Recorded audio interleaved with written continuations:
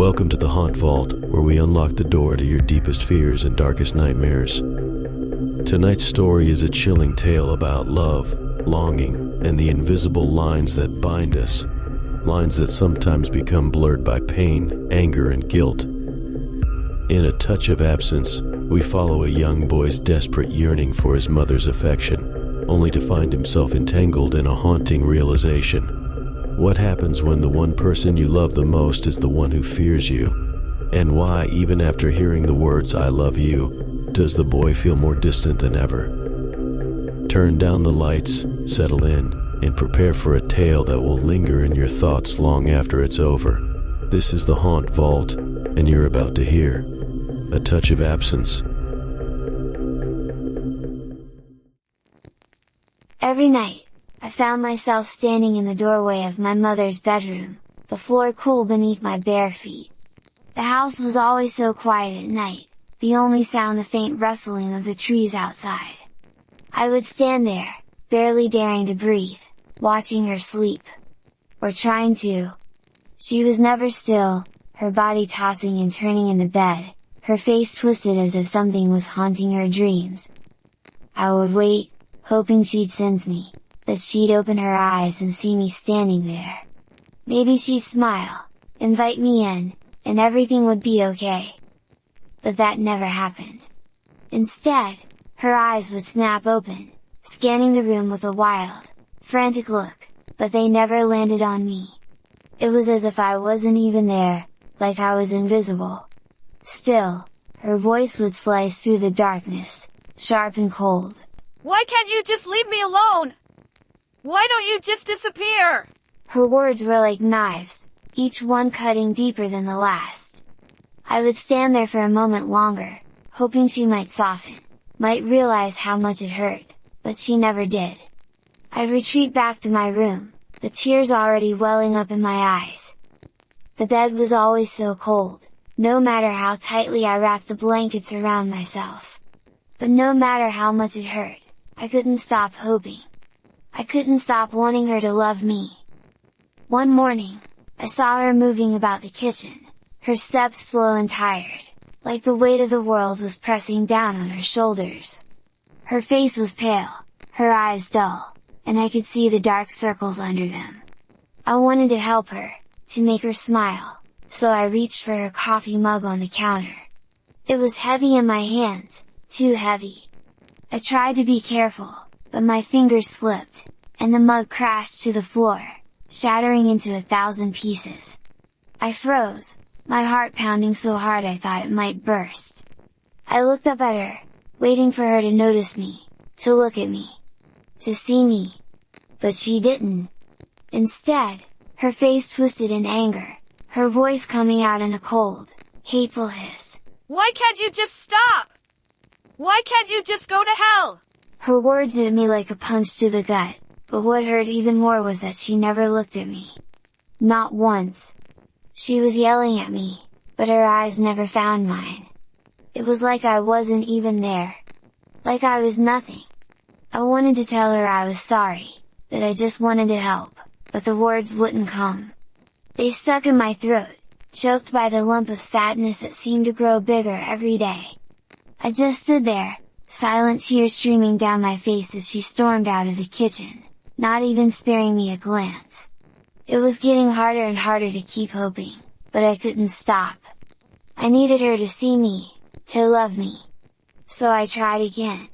One evening, I noticed she was running herself a bath. I knew how much she loved her baths, how she liked the water just the right temperature. I thought maybe if I did it for her, she'd be happy. So I turned on the faucet, adjusting the water until it was perfect. But when she walked into the bathroom and saw the water running, she didn't smile. Her face twisted into that familiar mask of anger, but this time, there was something else in her eyes too, something that made my blood run cold. Fear. She was scared of me. The way she looked at the water, and then at the empty space around me, it was as if she saw a ghost. But when she spoke, her voice was filled with that same cold, biting anger. "Why do you keep doing this? Why do you keep bothering me? I just want some peace. I just want you to go away forever. The way she said it, the way her voice cracked, made my heart ache. She wasn't just angry, she was terrified. But of what? Of me? The thought made me sick to my stomach. I couldn't understand it. Why was she so scared? Why couldn't she just see that I wanted to help, that I just wanted her to love me? But she never looked at me. Not once. It was like I wasn't even there, like I was some sort of ghost that she could only feel but not see. The more I tried to get close to her, the more she pulled away, her anger growing each time. And with the anger, the fear in her eyes grew too. It was as if I was some sort of monster in her eyes, something she wanted to escape from, but couldn't. One night, I didn't go to the doorway. I stayed in my bed, curled up in a ball, trying to make myself as small as possible. But the silence in the house was suffocating, pressing in on me from all sides. I couldn't sleep.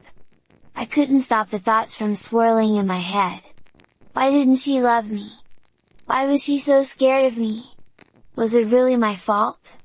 Then, late that night, I heard it. The sound of her crying.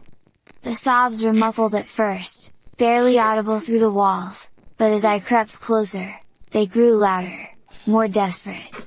I found her in the kitchen, sitting at the table with her face buried in her hands. Her whole body was shaking with the force of her sobs, and for a moment, I thought maybe this was it. Maybe this was the moment she would finally see me. I stood there in the doorway, watching her, waiting for her to look up. But she didn't. She just kept crying, her voice breaking as she spoke to the empty room. I'm so sorry. She sobbed, her words choked and broken. I'm so sorry. I didn't mean it. I didn't mean any of it.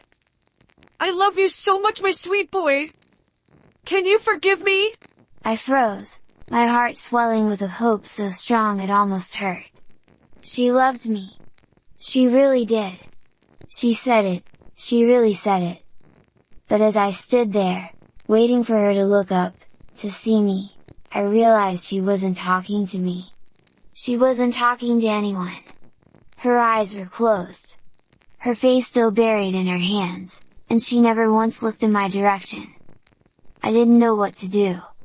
I wanted to go to her, to tell her I was there, that I forgave her, but something held me back. Something cold and dark, gnawing at the edges of my mind. I watched her for what felt like hours, waiting for her to lift her head, to acknowledge that I was there, but she never did. She just kept crying, kept apologizing to the empty air, as if she was the one who was lost. And as I stood there, a cold realization began to creep into my mind, slowly unraveling the warmth I had felt just moments before. If she loved me, like she said she did, why was she so scared of me? Why couldn't she see me? Why did I feel so cold, so empty? Why did I feel like I was slipping away, like I was fading into nothing? And then the question that had been gnawing at me all along came back, sharper than ever, refusing to be ignored. If she loved me, like she said she did, why did she make me disappear? If tonight's story left you with chills or questions lingering in the back of your mind, you're not alone. Sometimes the scariest stories are the ones that make us think about the shadows in our own lives, the things we fear, the things we lose, and the things that are never truly gone. If you enjoyed this tale, don't forget to like, subscribe, and hit that notification bell so you never miss another story from the Haunt Vault. And remember, sometimes the scariest places aren't haunted by what we see, but by what we feel. Until next time, stay safe and stay scared.